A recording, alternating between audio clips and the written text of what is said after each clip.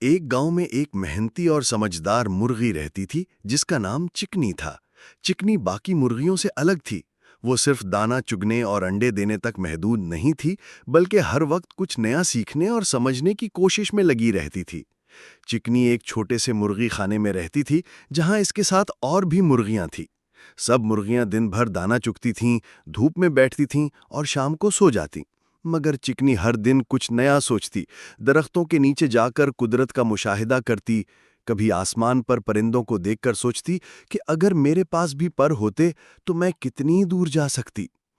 ایک دن جب چکنی دانہ چگ رہی تھی، اسے زمین میں ایک چمکتی ہوئی چیز نظر آئی۔ یہ ایک سونے کا سکہ تھا۔ چکنی نے جلدی سے اسے اپنے پنجے سے نکالا اور سوچا کہ یہ تو بہت قیمتی چیز ہے۔ وہ اسے چھپا کر رکھ لیتی ہے اور فیصلہ کرتی ہے کہ اس کا استعمال کسی اچھے مقصد کے لیے کرے گی۔ چند دن بعد گاؤں میں ایک شکاری آیا جو مرغیوں کو پکڑ کر لے جاتا تھا۔ چکنی کو خبر ملی کہ وہ شکاری ان کے مرغی خانے کی طرف آ رہا ہے۔ سب مرغیاں خوفزدہ ہو گئیں، مگر چکنی نے ہمت نہیں ہاری۔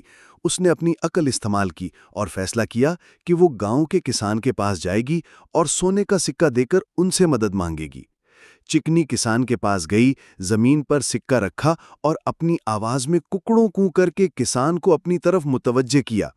کسان نے سکہ دیکھا تو حیران ہوا، پھر چکنی کی طرف دیکھا جو مسلسل کسان کو مرغی خانے کی طرف اشارہ کر رہی تھی۔ کسان سمجھ گیا کہ کچھ گڑبڑ ہے۔ وہ فوراً اپنے کتوں کے ساتھ مرغی خانے کی طرف دوڑا اور وہاں شکاری کو رنگے ہاتھوں پکڑ لیا۔ کسان نے شکاری کو پولیس کے حوالے کیا اور چکنی کو عزت دی۔ اب چکنی صرف ایک عام مرغی نہیں رہی تھی، وہ گاؤں کی ہیرو بن چکی تھی۔